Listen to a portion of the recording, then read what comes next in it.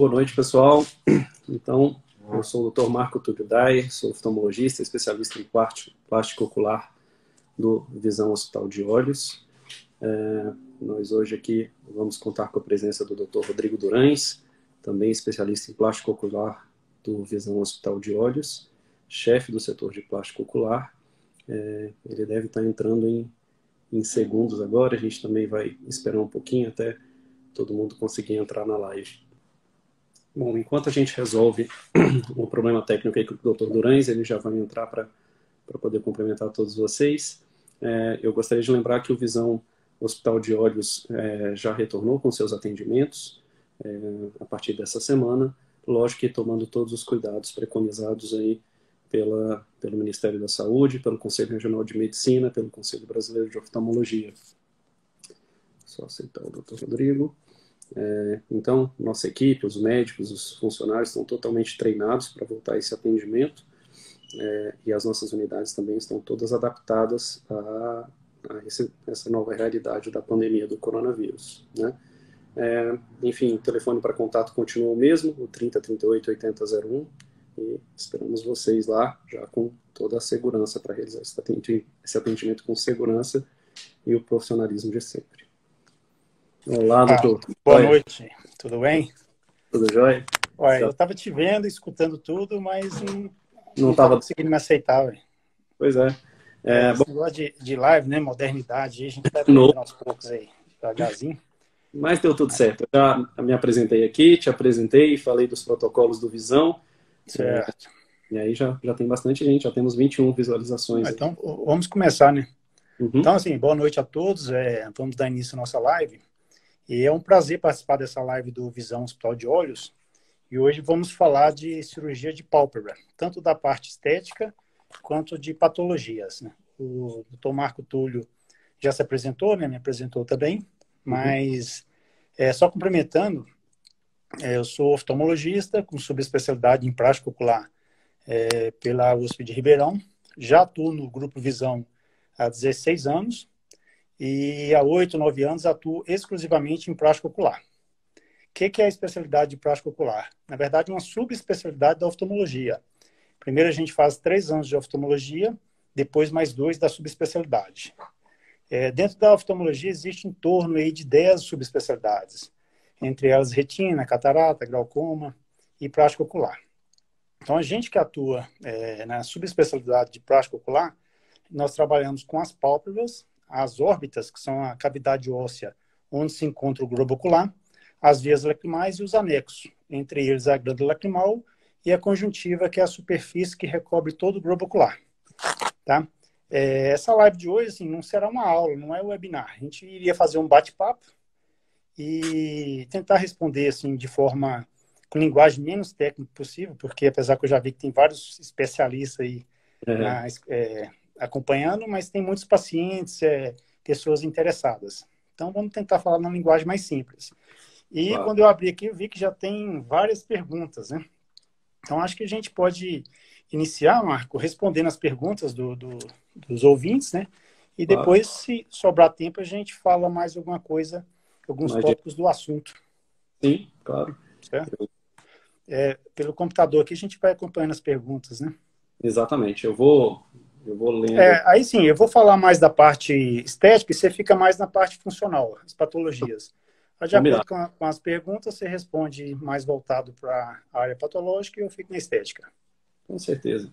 Beleza? E quem tiver pergunta pode ir enviando, que o pessoal do Visão, assessoria, eles estão acompanhando e reenviando as perguntas para a gente. Exatamente. Então eu vou começando algumas perguntas aqui que já tinham sido enviadas antes para a gente aqui na live. Bom, a gente pode começar um pouco com a parte estética. Doutor Rodrigo, por que acontece o excesso de pálpebras? Foi uma das primeiras perguntas aqui que apareceram aqui para a gente, aqui, os ouvintes. Tá, você não está seguindo a sequência não, né? Eu pensei em começar com a parte estética. Se eu quiser, eu começo Não, pode ir, você responde um outro, mas eu posso começar com essa primeira. Então por que acontece o excesso de pálpebras? Então a gente vai falar da etiologia, a causa do excesso de pálpebras. Sim. Então são duas causas básicas que inicia. Tem os dois fatores, quer dizer, tem os fatores intrínsecos e os fatores extrínsecos. Fatores intrínsecos. O principal é a genética de cada indivíduo. Então, é aqueles indivíduos que a gente vê, tem pessoas que têm 60 anos com aparência de 40 e outros com 40 com aparência de 60. Isso varia muito de raça e a genética de cada pessoa. E os fatores extrínsecos, que são os fatores, principalmente os fatores ambientais, que prejudicam muito, no caso, a superfície da pálpebra, né? A parte externa da pálpebra, que é a pele, como os raios ultravioletas, né? A exposição solar. Temos também que é muito prejudicial o fumo, o cigarro. E hoje em dia, com a dermatologia bem avançada, tem os cuidados, né? Principalmente mulheres que cuidam bem da pele, tem esses cremes mais modernos, vão envelhecer mais tardiamente. Acaba influenciando. Isso. Beleza. Então, dando sequência aqui... Quer que eu te faça a sua pergunta aqui? Pode ser. Que tem que ser... Então, não. Que uma pessoa, um ouvinte, perguntou: tem o cílio na parte interna, baixo, que insere ao nascer, que insiste em nascer, o que gera coceira, embaçamento e necessidade de ir na emergência para retirada. Por que isso acontece? Então, a gente usa o termo técnico para isso, seria triquíase, né? A principal causa é uma inflamação crônica da pálpebra, que acaba levando ao nascimento dos cílios no local errado ali ou na direção errada. Então, essa é a principal causa. A gente tem alterações palpebrais, às vezes cicatrizes de traumas prévios ou de outras alterações, também que acabam direcionando, às vezes, a margem inteira da pálpebra na direção do globo ocular.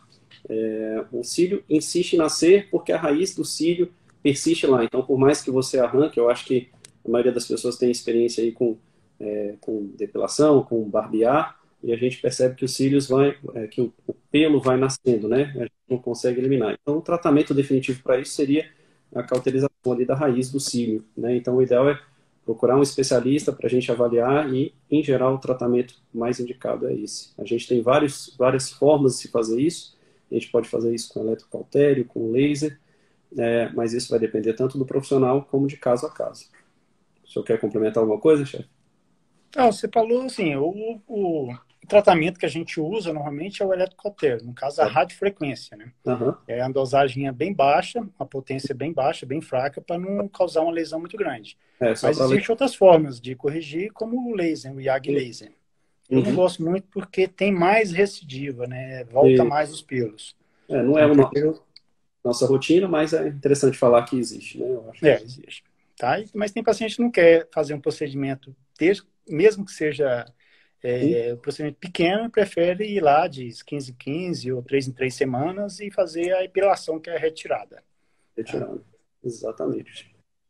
Então, vamos para a próxima pergunta aqui. Se alguém tiver mais alguma dúvida, pode perguntar. Uma outra paciente aqui, um outro participante da live perguntou qual o tempo de recuperação de uma cirurgia de pálpebra. Eu acho que essa é uma pergunta que varia bastante, né? Mas dá pra gente nesse caso, ele não fala se é parte estética ou funcional. Eu vou falar da estética, você fala da funcional. Então, assim, cirurgia de plástica, cirurgia de pálpebra, a principal que a gente faz é a blefaroplastia. Blefaroplastia, o que é? Blefaro é pálpebra, plastia é reconstrução, né? Então, seria a reconstrução palpebral, ou estética, ou funcional, tá? Vamos falar da blefaroplastia, da parte estética mesmo. Quer saber o tempo de recuperação, né? A gente tem as pálpebras superiores e as pálpebras inferiores. Existem diversas técnicas, tá? Da pálpebra superior, muitas vezes, vem associado com patologias associadas. A principal delas é a ptose, que é a queda palpebral. Então, aquele paciente que tem o excesso de pele, tem as bolsas de gordura, mas tem aquele olho baixo. Muita gente fala farol baixo. Então, você tem que associar as técnicas tanto para a retirada do excesso, que é a cirurgia estética, quanto a parte funcional, que é fazer o levantamento dessa pálpebra superior. Existem outras patologias associadas, mas a ptose é a mais comum. Essa cirurgia de pálpebra superior, em média, dura de 40 minutos a 1 hora. Tá? Tem casos mais complexos que o tempo é um pouco mais longo, mas em média isso é 50 minutos. Já as pálpebras inferiores existem técnicas diferentes. Tem a parte que é via externa que a gente que faz incisão na pele. Então, o paciente vai ter uma cicatrizinha fininha, pequena, bem próximo dos cílios, que é onde a cicatrização fica melhor. E tem a cirurgia por via interna, que a gente chama de transconjuntival. O paciente muitas vezes fala de cirurgia sem corte. A cirurgia não é sem corte, ela é com corte interno, via conjuntival, não é no globo ocular, é na parte interna da pálpebra. Então, esse paciente ele não vai ter cicatriz. Corte tem. Essa cirurgia, assim, quando você já tem mais habilidade, ela é até mais rápida do que a via externa. Dura em torno aí de 20 a 30 minutos, a via interna. Cirurgia via externa em torno de 1 hora. Quando, principalmente pacientes mais idosos, que tem muita flacidez, frouxidão dos tendões da pálpebra, a gente tem que fazer, além da blefaroplastia inferior, procedimentos associados com plicatura, cantoplastia dos cantos laterais das pálpebras. Aí a cirurgia é um pouco mais longa, em torno de 1 hora e 20 minutos, 1 hora e meia. Então, e já a combinação da superior e inferior em torno de 2 horas. 2 horas. E todos esses procedimentos também, só aproveitando já complementar, Claro. que são cirurgias feitas com anestesia local e sedação venosa. Todas as nossas cirurgias, independente do porte, nós utilizamos o anestesista na sala para anestesiar e acompanhar os pacientes.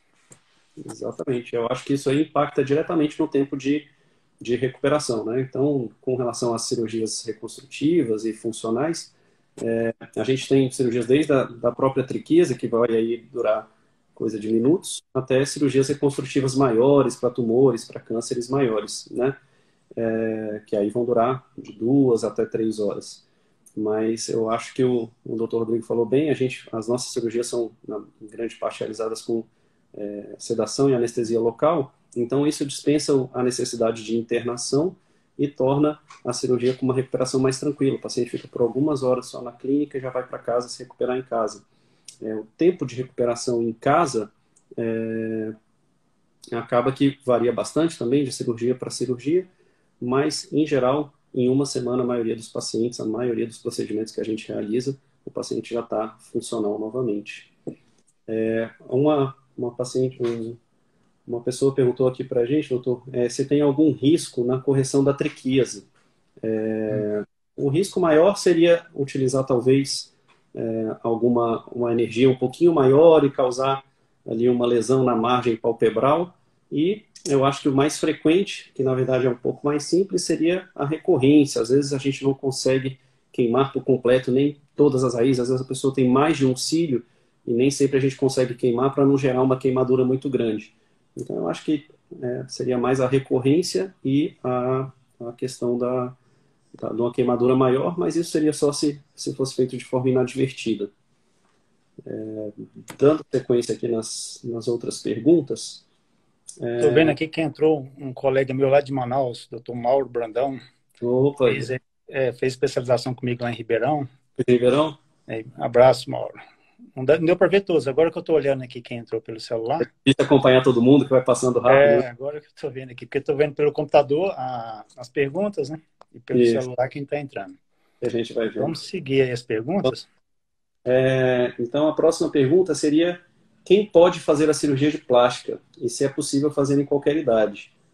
Essa pergunta eu acho que ele quer mais a parte estética, né? Porque quando é funcional, não tem idade, né? Tem até recém-nascido, que nasce o tumoração, ou com alguma lesão de pálpebra, tem várias patologias congênitas da pálpebra, então não tem idade. Em relação à parte de cirurgia estética, quem pode fazer, aí depende da avaliação. O primeiro passo é a avaliação oftalmológica. Então, sim, a pálpebra, qual a função da pálpebra? Proteger o globo ocular. Então, você tem que primeiro fazer o exame do globo ocular. Além do exame da pálpebra, fazer o exame de acuidade visual, exame do filme lacrimal, porque paciente, por exemplo, que tem olho seco já é contraindicado. Se tiver lesão de córnea também não tem indicação. E algumas alterações palpebrais, que às vezes você tem que corrigir primeiro a alteração palpebral para depois fazer a cirurgia. Além disso, tem o exame oftalmológico completo, desde a motilidade ocular, porque às vezes o paciente tem estrabismo, olho torto, que tem que ser corrigido antes de fazer a cirurgia estética, e várias outras patologias. Então, primeira parte, o exame oftalmológico completo. Estando tudo ok, aí a gente pede um check-up, que a gente chama, que é o risco cirúrgico ou uma avaliação cardiológica, juntamente com o exame de sangue completo. Tá? Paciente com risco cirúrgico liberado para cirurgia, esse é um paciente apto. Exatamente. Aí pergunta também da idade, né? Isso. Idade, assim, a idade média de fazer a blefaroplastia, a cirurgia estética, é entre 40 e 60 anos. Essa é a média, mas não tem idade. Tem paciente de 20 e poucos anos que já tem indicação, tá? Exato. E paciente de 60 anos que não tem. Então, vai muito de cada pessoa. E muitos pacientes, além da... Às vezes o paciente é jovem, mas além do excesso de pele, de tecido que tem para retirar, ele tem uma assimetria. Então, às vezes ele é jovem, ele quer corrigir isso. Eu tenho, na minha família mesmo, minha irmã operei ela com 20 e poucos anos, porque ela tinha uma assimetria muito grande de uma pálpebra para outra. Tinha um sulco, duas dobras de um lado, do outro não. Tá?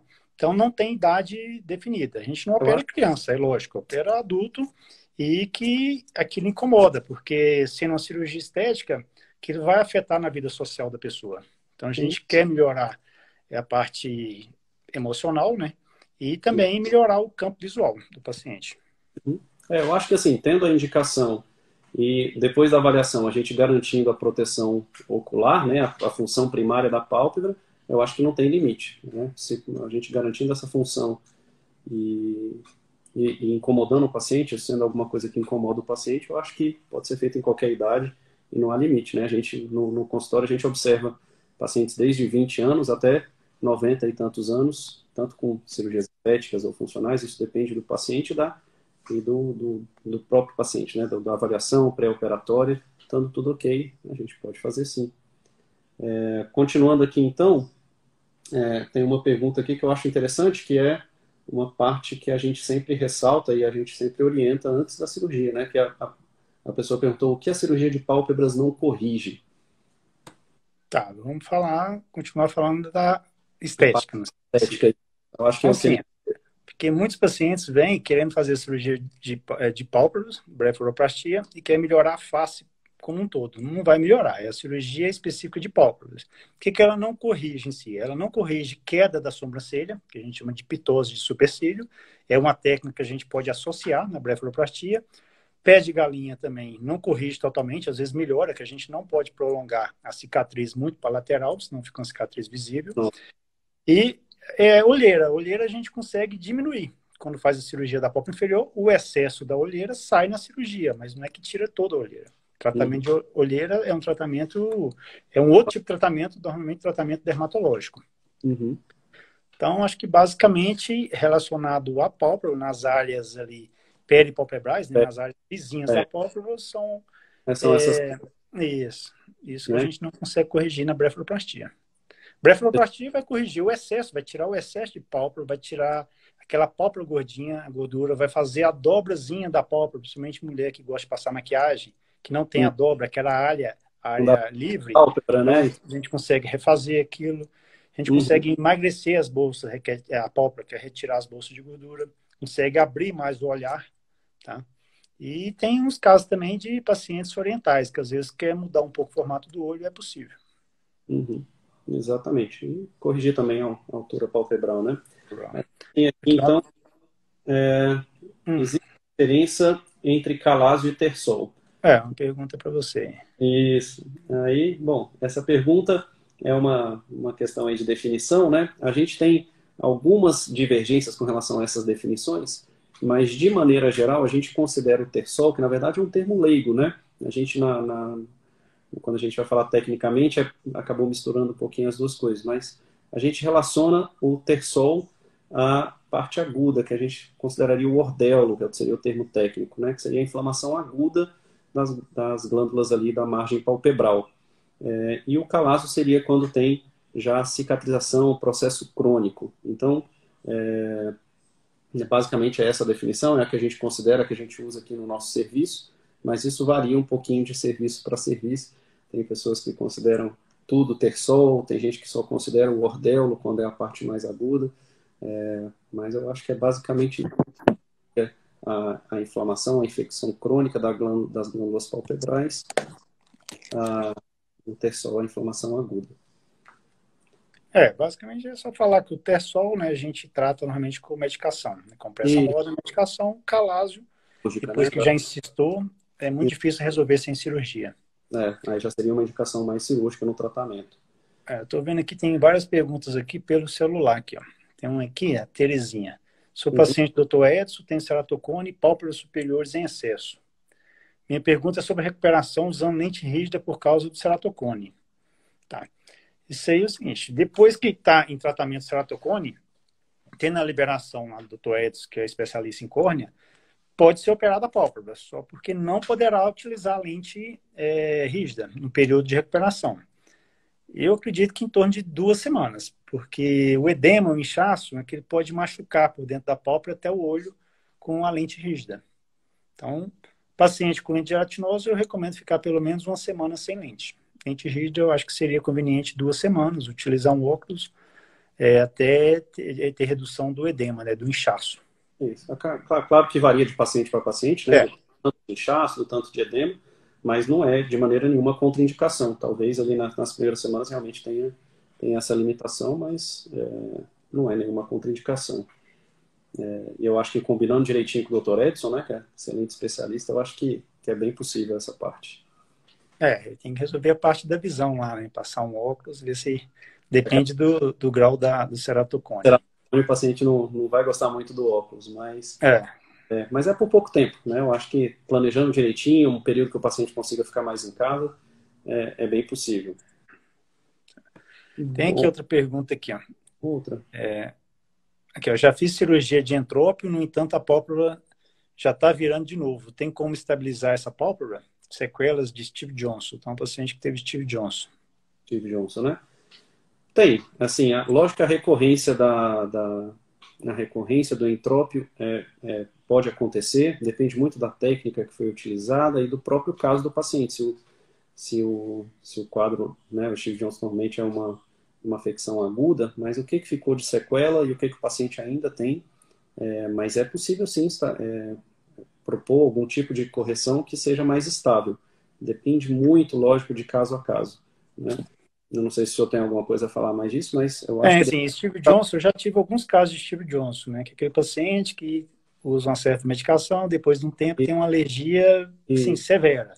Então, são lesões, normalmente, severas no olho. Tem paciente que perde o olho por causa de Steve Johnson. Então, dá um ectrópio muito grande, como se fosse uma queimadura severa.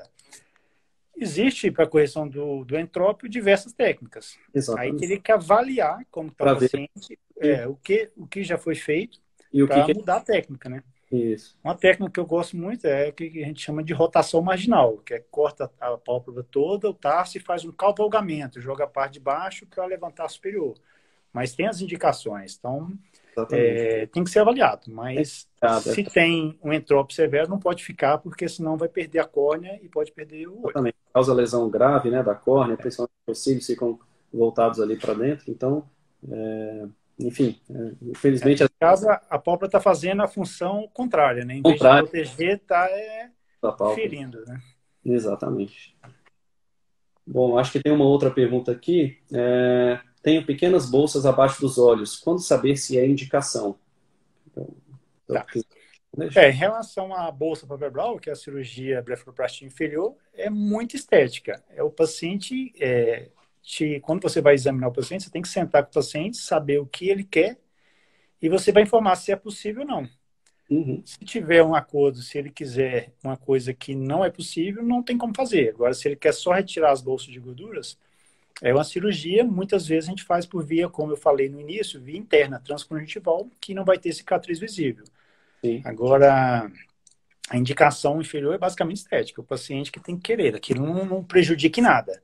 Exatamente. A pálpebra superior pode prejudicar o campo visual, uma série de coisas. A inferior, a gente considera cirurgia estética. Isso. Então, inclusive, tem uma outra pergunta aqui, já relacionada ao assunto. Atualmente, os planos de saúde estão pagando as cirurgias estéticas de pálpebra ou somente as patológicas? Tá, inferior, que eu acabei de falar, que são cirurgias estéticas, convênio nenhum paga. Já superior, se for uma cirurgia puramente estética, convênio também não paga. Mas uma boa parte dos casos tem associação com patologia. Tem a parte da retirada de pele e gordura, que é a cirurgia considerada estética, e tem patologia junto. Ou tem a ptose, que é a queda palpebral, a pálpebra baixa, que vai atrapalhar o campo visual, tá? Que é um distúrbio funcional, e tem várias outras patologias. Às vezes pode ser um entrópio, a pálpebra virada para dentro, que já consegue corrigir. Tá? É, o Ou às próprio, vezes o paciente tem um lagoftalmo também, que é a pálpebra que não consegue ocluir totalmente, não fecha bem. uhum, Esses casos, o paciente cobre. Ou seja, o paciente vai cobrir parte da cirurgia, a cirurgia funcional, e a estética não. isso, o Tá? convênio cobre essa parte funcional, né? E o paciente acaba complementando com a parte Isso. quando o E convênio. como o convênio cobre parte, Uhum, possivelmente o valor da estética será reduzido. exatamente, Não não é será lógico. uma cirurgia, ele não irá pagar uma cirurgia completa particular. Isso. Mas isso depende também de convênio para convênio. Cada convênio é uma história, né? Aí a Ah, clínica que tem esse contrato diretamente com o convênio. depende muito da perícia do convênio, e aqui em E, Brasília, a gente tem uma variedade muito grande de convênios e inclusive dessa parte da liberação. Bom, eu acho que por enquanto a gente respondeu tem a. aqui, ó. Tem uma para você aqui, ó. Tem um terçol que fica aparecendo sempre no mesmo lugar. Isso é caso para cirurgia? Então, acho que a gente falou um pouquinho disso ali em cima. Normalmente quando a gente começa a considerar essa infecção crônica, né, essa inflamação dessa glândula palpebral crônica, que é quando ela cicatriza e no meio daquela cicatriz acaba persistindo ali algumas bactérias. Então, quando o paciente tem qualquer fator ali que diminui um pouquinho a imunidade, predispõe à reinflamação daquela glândula que já está alterada. Então, nesses casos, para evitar a recorrência, é interessante a cirurgia. É uma cirurgia simples, que a gente faz por dentro da pálpebra, em geral não deixa cicatriz externa, né? Lógico que varia de caso a caso, do tamanho da tumoração, mas é uma cirurgia que a gente costuma ter resultados muito bons e com uma recuperação bastante rápida. Normalmente, no segundo, terceiro dia, o paciente já está praticamente recuperado. É o que eu costumo falar para esses pacientes, porque já são, na verdade, já é crônico, como você falou, já está encistado, é um cisto. Você tem que abrir, tirar o conteúdo e tirar a cápsula. Tem que tirar aquela Tirou a glândula. cápsula, esse calazo, no caso, não volta, mas pode aparecer vários outros, que a gente tem em Sim. torno de 20 e poucas glândulas dessas, que a gente chama de glândulas de Meibomian, em cada Uhum, pálpebra. Tá? exatamente. Nesse caso, medicação possivelmente não vai Já, resolver. Você já vai teve colocar compressa morna, vai regredir, passa um tempo, volta, volta regride e em volta. Então tem que ser feito, a indicação é cirúrgica mesmo. uma das, é a principal indicação cirúrgica nesse tipo de caso, né? Que a gente normalmente não opera o caso agudo, a gente vai operar quando tem essa tumoração há mais tempo, principalmente por esse risco aí de inflamação, que pode chegar até ter infecções mais graves, como se expandir para uma celulite, né? E, e tem alguns colegas, e isso tem relato também de pessoas que fazem injeção de corticoide, né? Isso é importante falar que existe esse tratamento. A gente não é a rotina do nosso serviço, a gente tem algumas restrições com relação às complicações desse tipo de procedimento e tem o fator que a gente tem resultados muito bons, cirúrgicos muito bons, então a gente não vê por que correr esse risco de fazer injeção. Né? Acho que tem algumas pessoas, às vezes, vão pensar nesse tipo de tratamento aí. Corticoide eu nunca fiz. Já atuando aí 16, eu não fiz pelo risco. Se injetar um corticoide dentro de um vaso, for para a artéria central da retina, o risco é perder a visão É, irreversível. Então, o risco cirúrgico é infinitamente menor. Anterior, Tá? A gente tem resultados muito bons, né? Não tem por que se arriscar. É um paciente que está te elogiando aqui, ó. Marco Túlio, excelente médico. Nair. Tem uma pergunta aqui, mas é de estrabismo, não é de plástica. Eu tenho estrabismo e estou corrigindo. E quando crescer, terei que fazer a cirurgia? Isso aí tem que avaliar, porque, assim, não é nossa área de estrabismo, mas nós sabemos que estrabismo tem vários tratamentos. Uhum. Tem uso, quando criança, uso de tampão, tem correção com grau, óculos, e tem a cirurgia em alguns casos. Aí o certo é fazer o acompanhamento com o estrabólogo, que é o especialista, é o subespecialista oftalmologista em estrabismo. Sim. Ele vai fazer as medidas, porque tem estrabismo, tem as medidas. Tem estrabismo, a gente fala de dioptria, estrabismo pequeno, médio e grande. Estrabismo que corrige só com, no caso, com óculos ou com exercício e outro cirúrgico. Então, Uhum. recomendo a avaliação com um especialista. E o quanto antes, né? Porque Quanto antes, a gente exatamente. fala a idade, mas o estrabismo tem que ser avaliado o quanto antes pelo risco de ambliopia, né? Da visão não se desenvolver adequadamente nesse olho. Normalmente, cirurgia de estrabismo em paciente adulto, em geral, também tem acaba que tem um fim mais estético. É difícil a gente conseguir. Normalmente não tem essa possibilidade mais de recuperar a visão naquele olho. E aí tem esse fim estético. A gente tem excelentes especialistas na clínica em estrabismo aí, né? Que podem resolver isso pra gente. A gente tem uma outra pergunta aqui. Bebê que tem canal lacrimal entupido pode realizar cirurgia ou depende da patologia? Depende muito de caso a caso, né, doutor? Acho que quando, não é bem o foco da live hoje, mas só para responder essa pergunta, eu acho que o bebê com canal lacrimal entupido depende muito da idade da criança, né, e se já teve alguma avaliação prévia. Normalmente a gente tenta, no primeiro ano de vida, fazer com massagem, compressa morna, porque normalmente isso são membranas que são do desenvolvimento do sistema lacrimal, que às vezes com massagem, compressa morna, a gente consegue romper e resolver isso sem nenhum procedimento. Um bebê um pouco mais velho, né, um pouquinho ali, passou de 1 ano de idade, a gente já começa a pensar ali talvez na sondagem, numa tentativa de fazer com que isso não retorne, e se isso não resolver, se for uma criança um pouquinho mais velha, aí a gente já espera um pouquinho para ter uma cirurgia um pouco mais agressiva mais para frente, se for o caso, né? Mas depende muito de caso a caso, depende de como esse entupimento, do que está acontecendo, se é um tumor ou se é um entupimento congênito. Em geral é congênito, mas também não dá para a gente generalizar. A minha conduta é basicamente essa mesmo, porque a gente chama de obstrução de vias laquimais do recém-nascido, congênito. Então, o tratamento inicial é a massagem. O problema é que, normalmente, os pacientes fazem essa massagem de forma errada. Acaba fazendo Fazem mais em cima no nariz, né, no osso, que aí não está fazendo massagem. Então, o ideal é fazer uma pressão no canal lacrimal para empurrar essa lágrima contra a área que está obstruída. Eu gosto de pedir para os pacientes fazer pelo menos 3 meses de massagem corretamente. Uhum. Próximo de 1 ano de idade, se não resolveu, eu já indico a sondagem. Porque conforme vai passando o tempo, mais difícil é a resolução. Você até consegue romper a membrana, mas é aquele recidivo, que já é a membrana mais fibrosada, endurecida. Exatamente. Então, faça até 2 sondagens, se não resolver. Uhum. Senão, depois, se o paciente crescer após 3 anos, é muito difícil resolver com sondagem. Aí já evolui para uma cirurgia bem maior, que a gente chama de dacrocisto-rinostomia. Que aí a indicação também só é após 6 anos de idade, né? Isso, aí por conta do risco anestésico, né? Então, mas lógico que isso tudo vai depender de caso a caso, e eu acho que é interessante, no consultório a gente consegue ensinar essa massagem, fazer direitinho, então acho que vale a pena uma avaliação nesse caso. Tem outra pergunta aqui, é o contrário, né? Eu acho que quando a gente estava falando da blefaroplastia, que é retirar tecido, que é o contrário. Para quem tem olhos fundos, porque o preenchimento com ácido hialurônico na região da dobra palpebral é dito perigoso. É a mesma coisa do que eu tinha falado do corticóide aplicar. É uma área muito vascularizada. Você não pode aplicar produto nenhum dentro dos vasos, porque tende aí tudo para a artéria central da retina, que o paciente vai ter a maurose, que é a cegueira. Então, é muito perigoso você fazer a aplicação. Essa aplicação de ácido hialurônico tem que ser feita por especialista com experiência. Tem que ser feito bem profundo, abaixo do músculo mesmo, bem próximo ao osso, para reduzir o máximo o risco. Tá? Inclusive, assim, muitas dermatologistas até fazem pálpebras inferiores. Pálpebras superiores, elas não gostam muito, porque o risco é maior. Além de causar pitose e outras alterações, né? Exatamente. Porque acaba tendo um fluxo retrógrado ali do produto, né? E ele acaba gerando trombose ali da... Isso. Tal, né? Então, interrompe o fluxo de sangue, né? O sangue que ia passar ali, aquele preenchedor, ele interrompe aquele fluxo de sangue, e isso acaba deixando a retina sem sangue. Então, acaba causando cegueira súbita. Então, esse é o risco mais grave aí do preenchedor.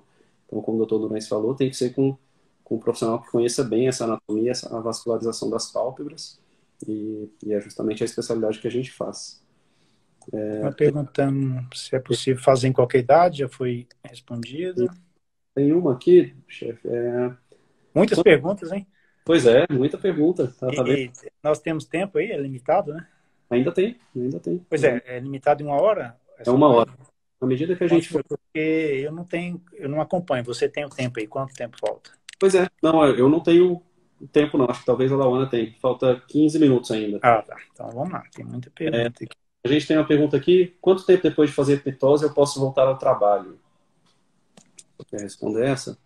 Pitose?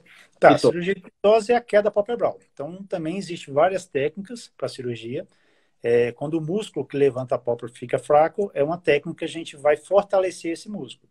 Uhum. E tem pacientes que têm patologias que esse músculo que faz a elevação da pálpebra não funciona. Então, a gente tem que usar o músculo da testa para conseguir fazer a abertura palpebral.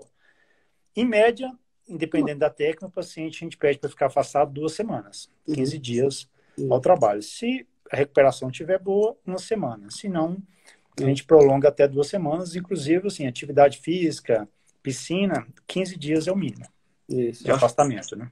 Depende muito também do trabalho do paciente, né? Então, se for um trabalho mais burocrático, administrativo, às vezes o paciente consegue voltar antes. Se for algum trabalho de atividade física...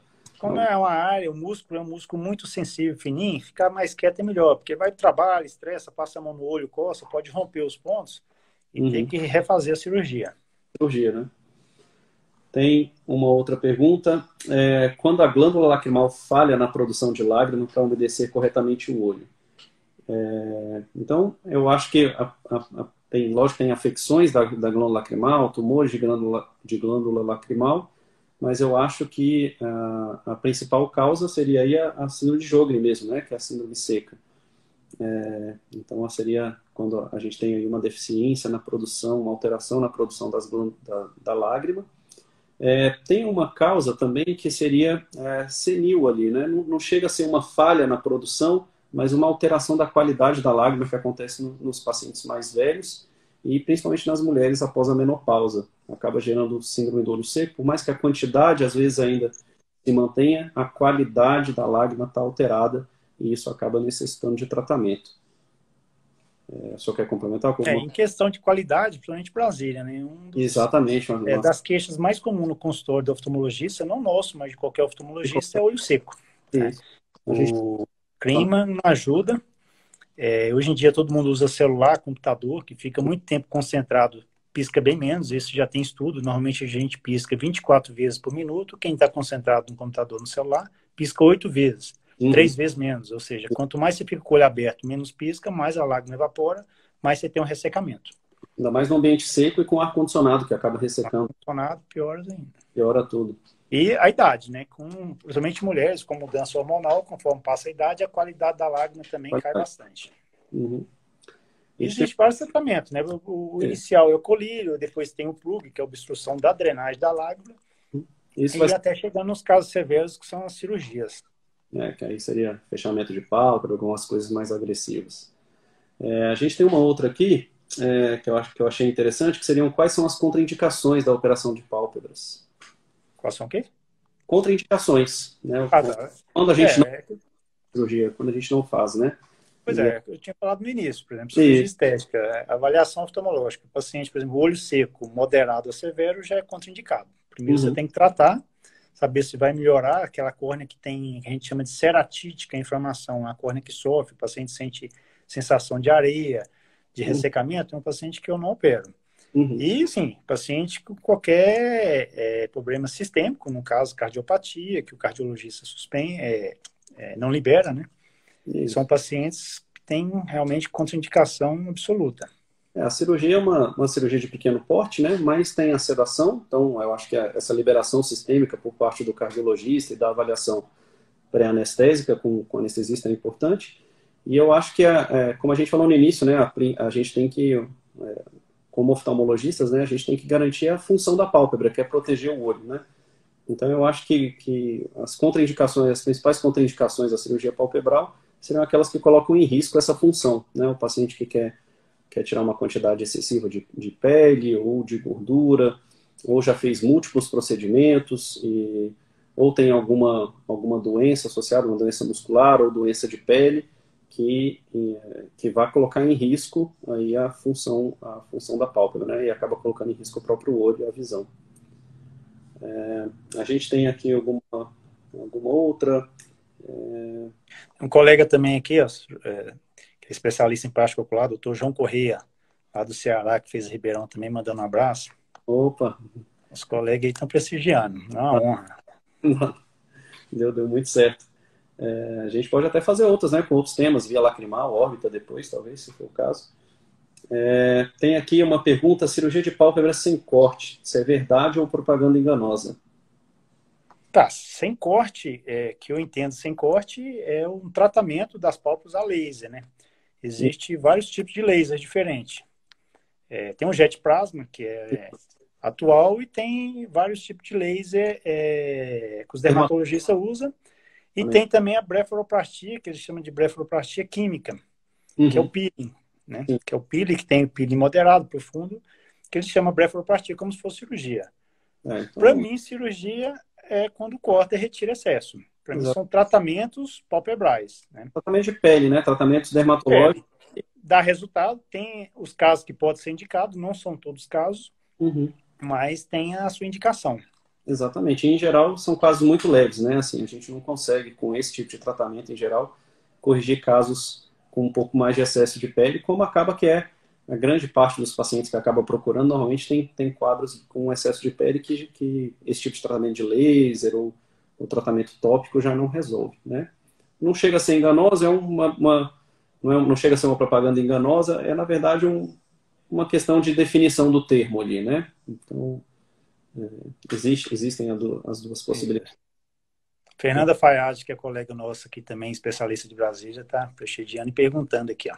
Uhum. Você corrige pitose no mesmo tempo da bléfara superior. Você prefere fazer via anterior ou posterior? Isso, via anterior ou posterior, ela fala é por fora, pela pele ou por dentro transconjuntival. Se Uhum. eu já estou fazendo a bléfaro, eu prefiro já fazer via posterior, a via que eu estou usando. A via anterior, no caso. Tá. Agora, se é só pitose, muitas vezes hoje eu faço transconjuntival, né, que Uhum. é a conjuntivomilectomia.